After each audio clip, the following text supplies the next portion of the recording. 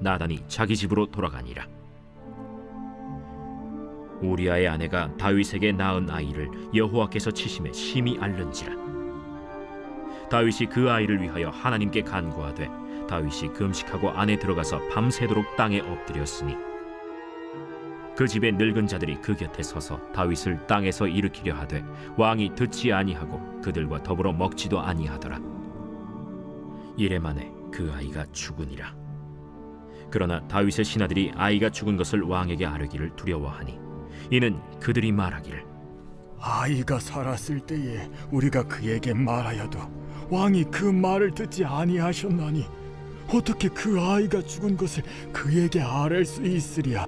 왕이 상심하시리로다. 다윗이 그의 신하들이 서로 수군거리는 것을 보고 그 아이가 죽은 줄을 다윗이 깨닫고 그의 신하들에게 묻되 아이가 죽었느냐? 죽었나이다 하는지라.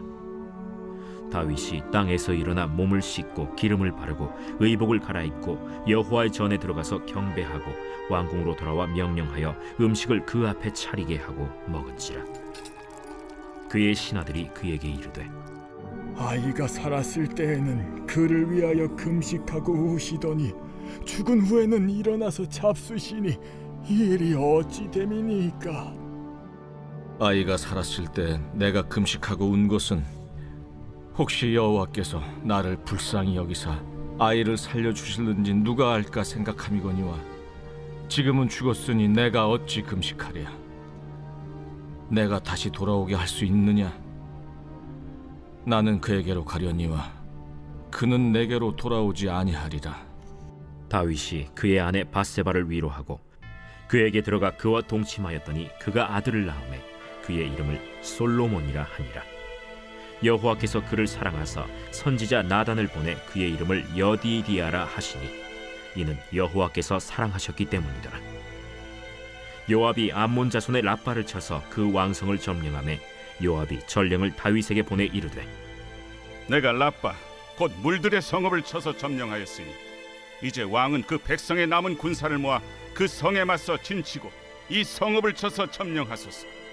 내가 이 성읍을 점령하면 이 성읍이 내 이름으로 일컬음을 받을까 두려워하나이다.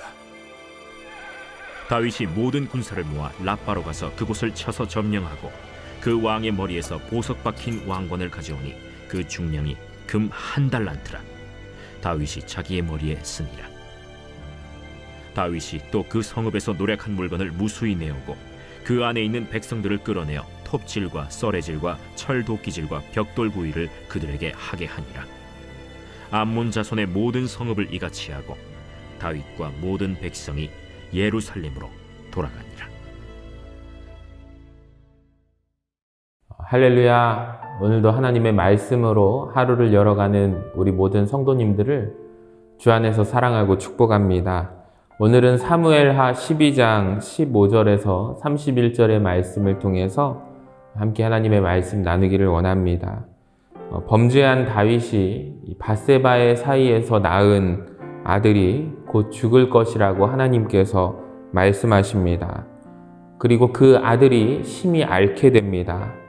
이런 상황 가운데 다윗이 하는 행동은 무엇이냐면 일주일간 금식하며 기도합니다. 아이가 죽는 것을 통해 주시는 교훈을 알기를 원하는데요. 다윗은 먼저 그 어린 생명을 위해서 기도합니다. 금식합니다. 땅에 꼼짝하지 않고 기도합니다. 주변에 나이가 많은 신하들이 다윗을 일으켜 세우려고 해도 왕이 듣지 않습니다. 일주일 동안 그러거든요. 하나님이 죽는다고 말씀하셨는데도 왜 다윗은 이렇게 간절하게 기도할까요? 22절 말씀에서 밝히듯이 하나님이 나를 불쌍히 여기실 것을 다윗은 기대했던 것입니다.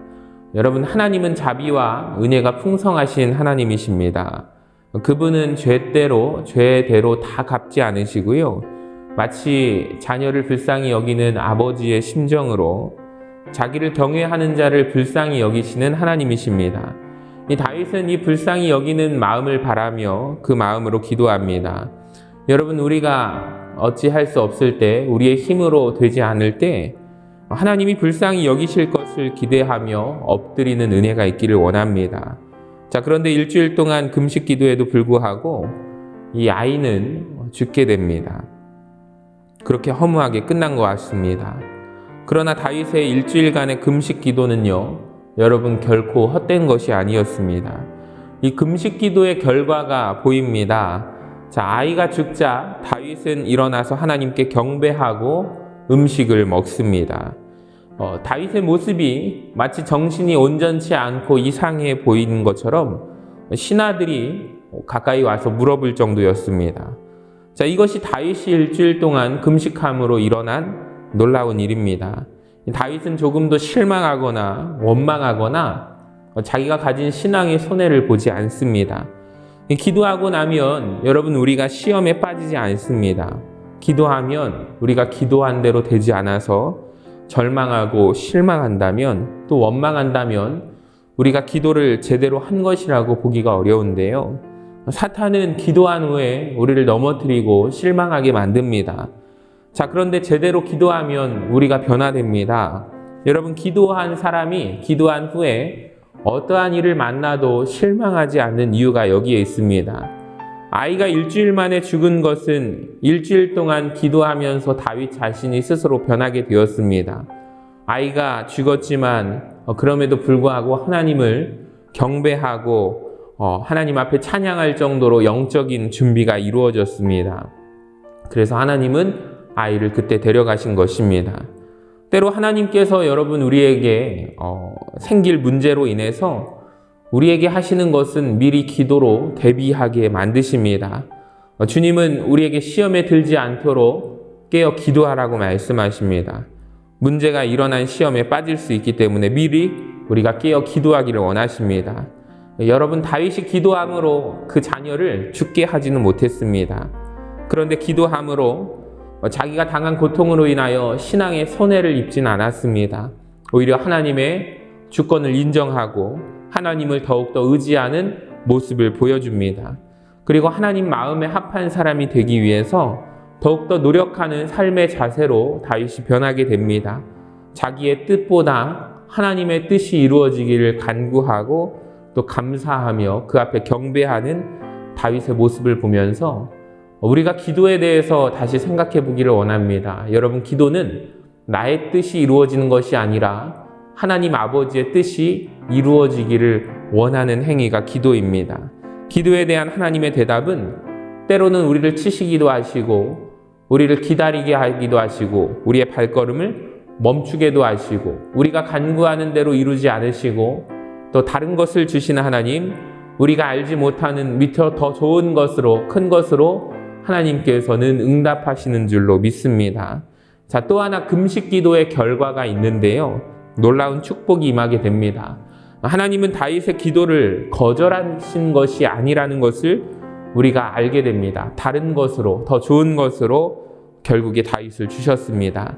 이 선지자가 출산한 신방을 하게 됩니다. 그리고 하나님의 뜻을 전하죠. 위로합니다. 하나님의 사랑을 전하고 하나님의 더 큰 뜻을 좋은 것으로 주십니다. 여디디아라는 이름을 주시는데요. 이 말의 뜻은 하나님의 사랑을 입은 자라는 뜻입니다. 치유하고 사랑하며 격려하고 싸매주시는 하나님이십니다. 이 다윗의 일주일 동안 금식 기도의 위력은 상황을 바꾼 것이 아니라 결국에 자기 자신을 바꾼 것입니다. 그리고 놀라운 선물도 받게 됩니다. 여러분, 오늘 다윗의 금식 기도를 통하여 우리가 하나님의 뜻을 발견하기를 원하고 우리가 기도를 통해서 하나님 앞에 나아가는 우리 모두가 되시기를 바랍니다. 우리가 미리 문제 앞에서 기도하는 자 되기를 원하고요. 시험에 들지 않고 기도함으로 하나님이 주시는 선물을 받아 누리시는 저와 여러분 되시기를 바랍니다. 오늘 다윗이 보여준 기도의 모범을 통하여 우리가 어렵고 힘든 일이 있을 때마다 우리가 먼저 시험에 들지 않도록 우리가 기도하는 자 되어 오늘도 하나님과 함께 믿음의 동행을 이어가시는 우리 모든 성도님들이 되시기를 주님의 이름으로 간절히 축원합니다.